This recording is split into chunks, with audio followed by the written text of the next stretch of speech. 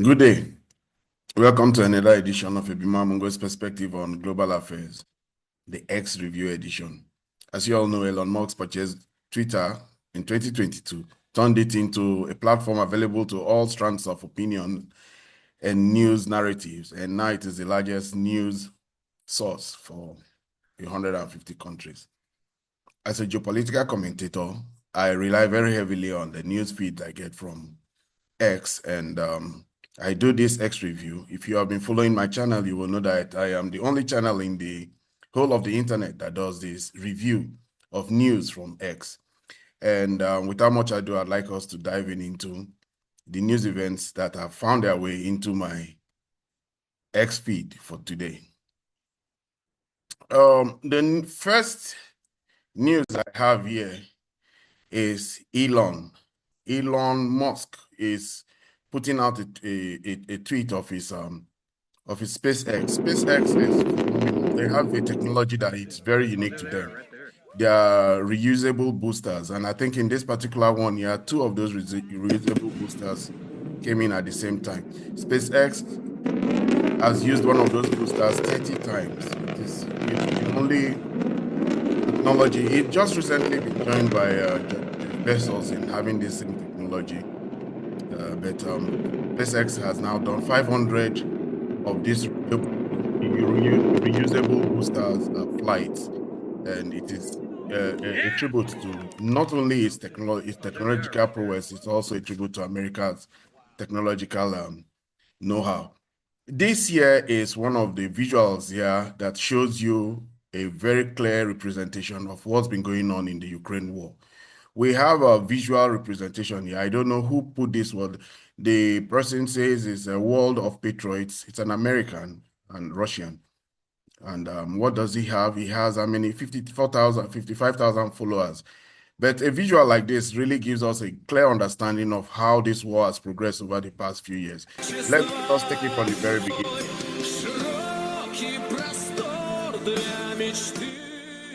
So this is starts from Crimea and then Luhansk and Donetsk. You can see these two oblasts. They protested in 2014, and then over time, you can see all the progress over time. Zaporozhye and Kherson, the flow, and eventually the land bridge was formed. The whole of Donetsk region now, the Donbass, and then they now have their land bridge from here that is able to get to Crimea, and they now have built a bridge, a rail line to Crimea since then. There are also regions here now. We see activities going on in Fumes, the activities going on in Kharkiv. So this gives us a clear indication of how Russia has progressed over the course of this war. It's visuals like this. I even put one up yesterday in my nightly updates where I showed how Russia has got 68 communities in all the provinces in the past 2 months. President Zelensky is in France, and President Zelensky is saying what is not aligning with the realities that we see in the battlefield. We still have Kupiansk under control, Zelensky. Russian forces took the city East Bank last month. Ukraine lost more than 3,000 troops fleeing. What are these Ukrainian sources telling him? Has been as for progress, well, you have freely accessible information. And I would look more towards Ukrainian sources for information on current affairs. Yes, Russia is progressing. There have been attacks from Russia, but none of the military operations have been truly successful there. Yes, this goes contrary to what Gerasimov has told us. General Gerasimov has told us that the whole of Kupiansk is surrounded. 15 battalions of Ukrainian troops are surrounded and encircled. And over the time, the good thing about this war is that they have a lot of pro-Russian and pro-Ukrainian bloggers, and they do tell a lot of what is going on. They have access to the battlefields because they have friends in the various formations and divisions, and they also have drone feeds that they use in making very accurate geolocations of what's going on in the battlefields. And Obviously, President Zelensky is really not agreeing to what Gerasimov is saying. He's in Kiev. It was in Paris with President Macron. Yes, this is another hazard now for the Ukraine, for the Russians. The Russians are having a big battle. SBU now it has its hands full. Kiev agent tried to blow up one of the senior officers of the Ministry of Defense in Crimea. Ukrainian citizen was supposed to blow up a serviceman in his personal car. The agent was eliminated while planting a bomb under the car. The organizers of the assassination attempt was Ukrainian military intelligence officer Rostom Fakriev. One of the accomplices was also arrested. This is the big reality now that Russia is facing. The war is going very asymmetrical now. The Ukrainians have decided that they're going to be carrying out all these actions, covert actions that the Russians they call it terrorism, but for the Ukrainians, they believe that it is an asymmetric action or warfare. United States pressures Lebanon to return bomb used in Beirut assassination, Mariv. Fears that Iran and Russia may reverse engineer the unexploded GBU-39 bomb, which was used in the assassination of Hezbollah military commander. This is a very interesting story, very, very interesting. So we see these GBU-39 bombs. These GBU-39 bombs are the bombs they are called bunker busting bombs. They're the ones that were used in destroying Natanz, Esfahan, and all the nuclear facilities that the Russians, the Iranians have. They were used by the B-2 bombers when they dropped them in Natanz and Esfahan. And they are one of America's very big technologies. Apparently, the Americans feel they own it alone. And one of these bombs did not explode when it was used in trying to destroy the Hezbollah. And Iran, we know, we've come to see, has very superior technology. They have technological know-how. And the Russians, obviously, they lay their hands on it. But I don't think the Russians need to. I am very sure that the Russians have their own variant of this particular bomb. They may just not they may want to have a better understanding of how the Americans put theirs together. Erdogan sounds the alarm. The war between Russia and Ukraine has reached Turkey's doorsteps. The security of the entire Black Sea is now at risk, the Turkish leader said after the attack on Russian tankers in the Shadow Fleet. The Keras and Verant were blown up just a few kilometers from Turkey. New Ukrainian underwater drones were used to strike the vessels. The war has taken a very serious tone. It has gone into attacking the soft underbelly of Russian economy. This time around, it was done in the exclusive zone, in the exclusive economic zone of Turkey.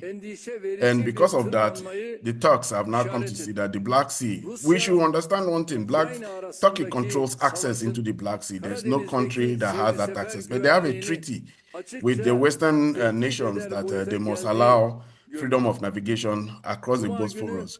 But now that the Ukrainians did show a video of them attacking those two tanks. The tankers are said to be part of the Russian Shadow Fleet.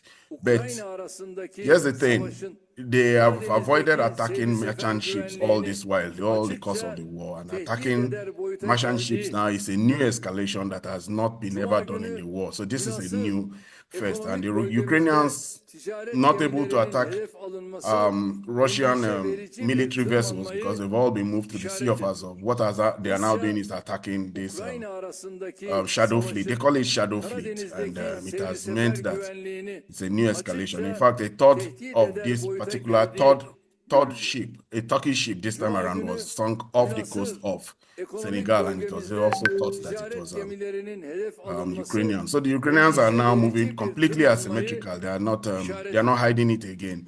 But Turkey, President Erdogan is saying that this is a new escalation. It's a very desperate one, and it's sounding the alarm that involving merchant ships in this war is not something you want to see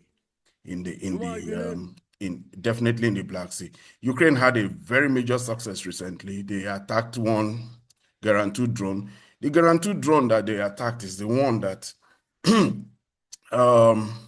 was equipped with ability to shoot down planes using a missile. Yesterday, I showed in my regular update on our program Turkey was celebrating the fact that a drone that they have shot a missile and took out a fighter jet.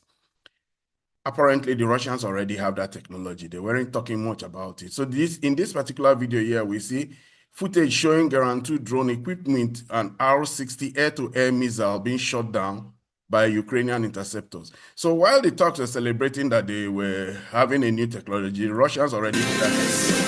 And it was until the Ukrainians shot down the Guarantee drone that was equipped with this missile that they even got to know that this is what is happening. The Guarantee drones have been a very major game changer for the Russians. It has been one they use in very large quantities, sometimes 400, sometimes 300, in suppressing the air defense systems of the Ukrainians in many, many cities. Let's go now to the embattled Nicolas Maduro, president of Venezuela. During informal talks with U.S. representatives, Venezuelan President Nicolas Maduro indicated his readiness to step down in 18 months, CNN reports. Yes, he said he will step down, but unfortunately, we also got report that President Trump did not accept his offer to step down, urged him to step down immediately, or there will be military action taken against him. Already, we know that military action is being prepared in Ukraine, in Venezuela. We see that already. That military action is being prepared, and President Trump has already said that all the airspace there should be vacated. This is a story that tells us that the people in the European Union are very intent in continuing this war.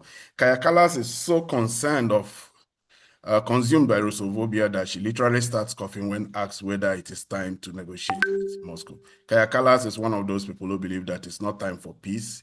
Russia should be held account. Russia should be made to pay a big price. Russia should be dealt with as an aggressor. Her own talk from the very first morning, hours of the morning till the end of the day, is how to punish Russia. She and Ursula von der Leyen, they lead the European Union, and this is what she responded to an interview. Wouldn't be at this point perhaps useful to open direct negotiation with Moscow and send there a kind of a European Witkoff? Thank you.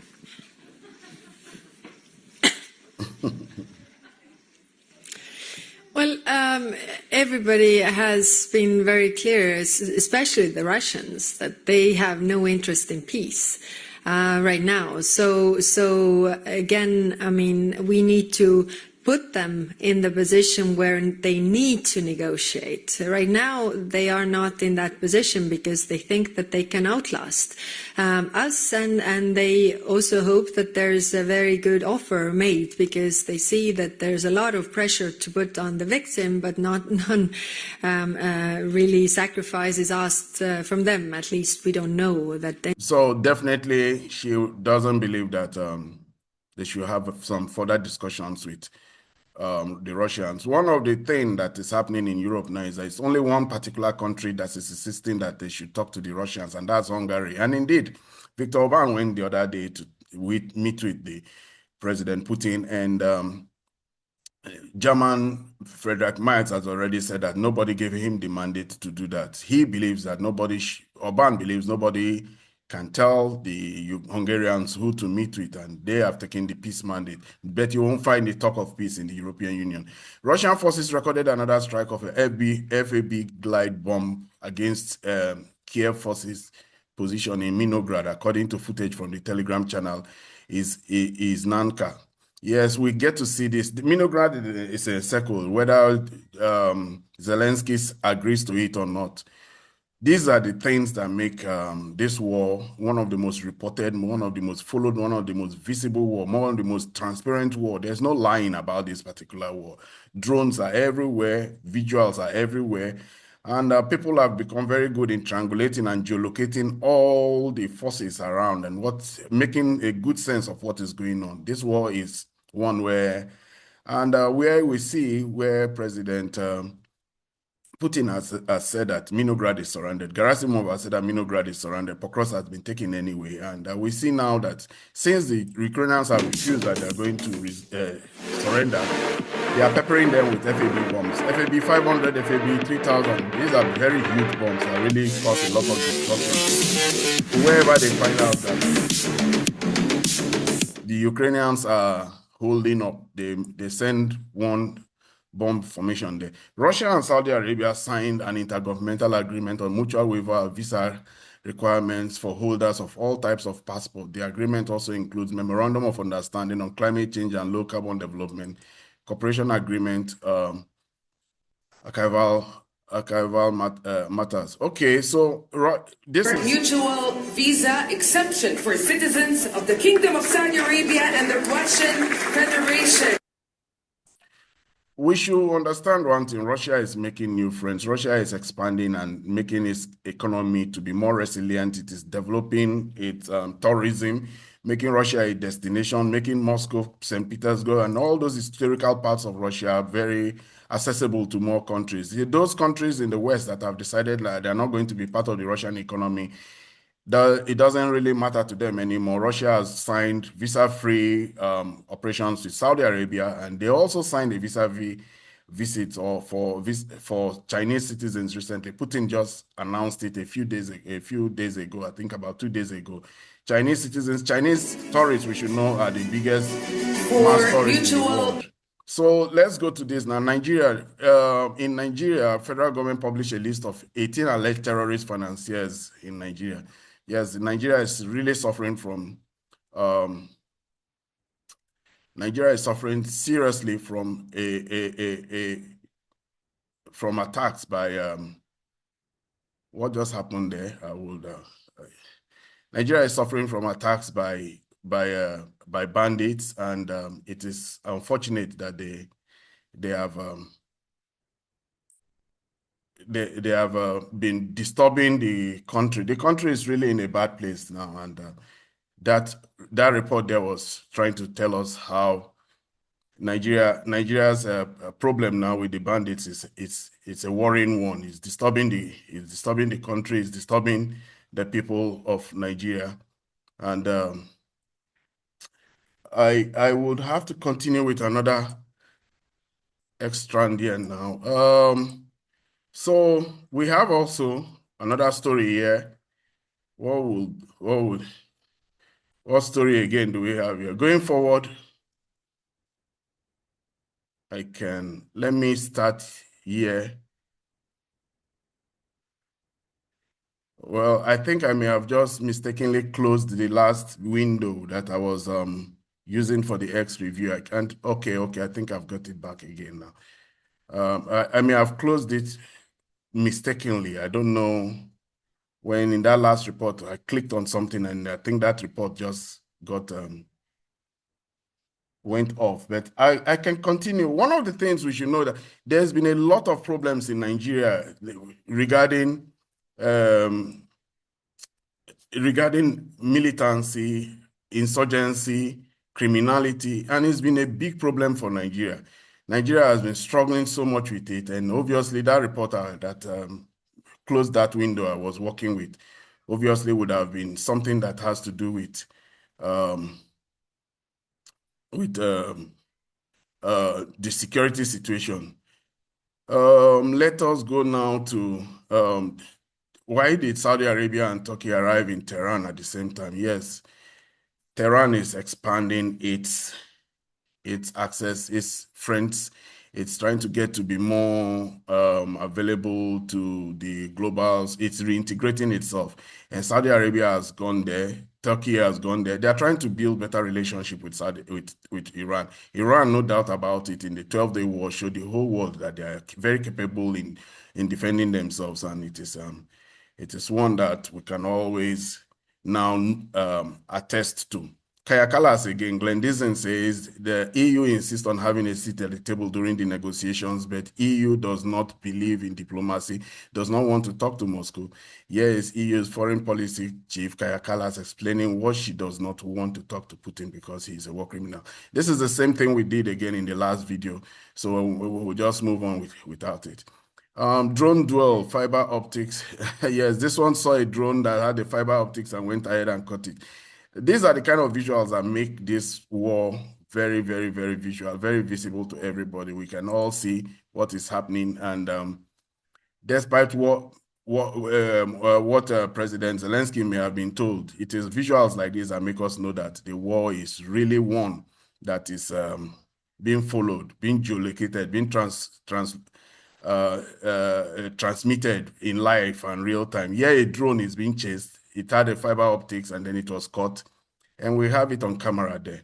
So in Kharkiv region, ANVA Special Forces unit discovered a flying enemy drone and began the hunt for it, ultimately cutting the fiber optic cable, and then it fell down. Test of Garand 2 long M9 kamikaze drone deployed by the Chinese. Long way. Yes, this is the Chinese variant of the same Garand 2 drones that have changed the whole warfare now that we know in.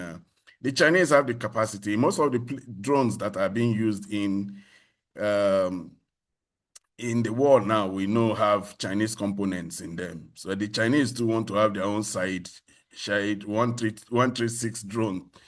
They have a lot of drones though. We should remember.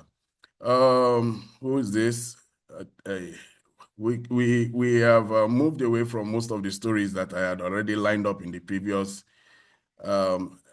feed. So now we have stories that are not necessarily geopolitical, but I'll go looking for the geopolitical stories despite the setback in this one here. Now it says Belarus has launched someone's Lithuanians charge of fire after UAV launched from Lithuania crossed Belarusian border on November 30th and crashed into Grodon.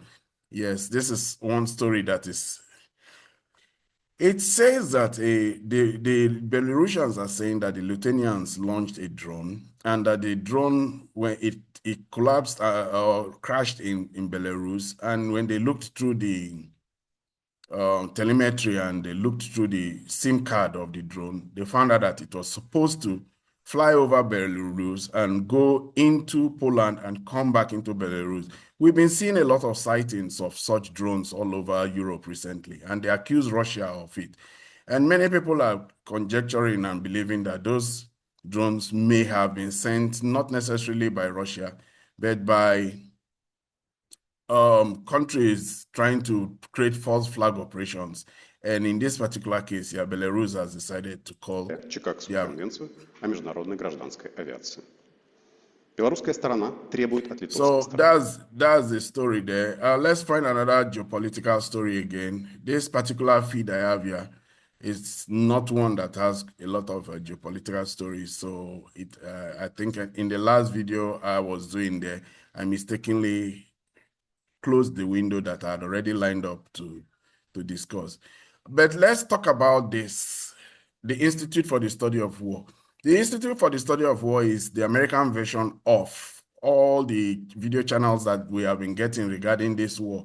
And Russian effort to seize Pokrovsk remains prolonged and costly as Russian forces have optimized for positional warfare and can only achieve slow rate of advance. The situation in Pokrovsk direction remains serious, however. We should know that one of the things we've come to learn, many of the people who follow this war have been stating that this war is an attritional war. It is a war that the Russians have decided that they're going to use attrition to wear down the Ukrainians, break down their ability to carry on with the war. And for that reason, they are not necessarily very much interested in taking territories. They would want to achieve that territorial advance very fast, though, but they know that there's a cost to pay. And they have the ones who listen to the Russians feel that the Russians want to preserve their soldiers. So they are not necessarily moving in the pace, especially look at Pokrovsk, it took 2 years, Minograd, almost another 2 years. So they have been slow. They have been very slow, but we are seeing them now that they're making very fast advances. In fact, in the past few months, they've made, last month alone, they made a total of 500 square kilometers of movement, which is the biggest and the largest since this war started. It is that kind of movement that is shocking. White House press response to grandstanding reporter. This is by C. Okay. Identity.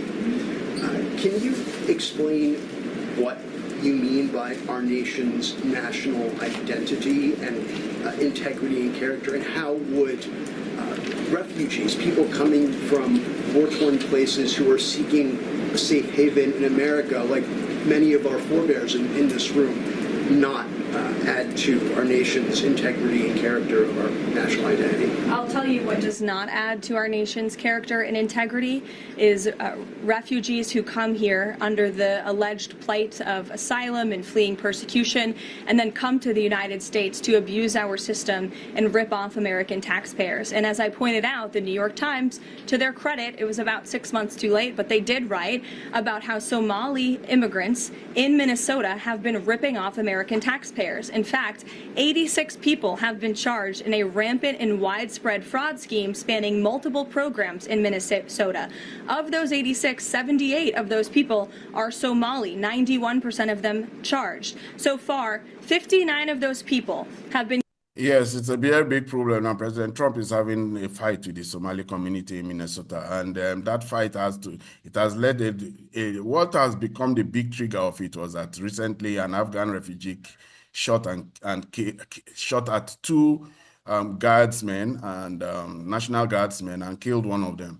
And he has used that as an excuse to block a slew of countries from coming to America, and he has stopped the asylum process, and he has also accused the Somali community of abusing the refugee asylum process. So he has also stopped temporary protection for Somalis who have a very large community in Minnesota. And that's what she was trying to explain in this particular video there. I would, I guess, have to stop. Let's hear what Maria Zakharova is saying in this one here. Now, Russia responds to Rute's statement of ending the conflict. This is an old news. This is also another Macron, what we do about corruption in Russia. Yes, Macron may have been answering questions regarding the corruption that is bedeviling his pally and ally Zelensky, and this may just be what he responded. Against corruption works because there are investigations and decisions made. But what is deeply concerning is that you never hear of corruption in Russia because, again, of the way the system has been put in place and created. Yes, he's trying to say and defend the Ukrainians that there's corruption also in Russia. Anyway, at this point now, because the video, the particular news feed I had already lined up for this particular video, as I think I may have inadvertently closed it.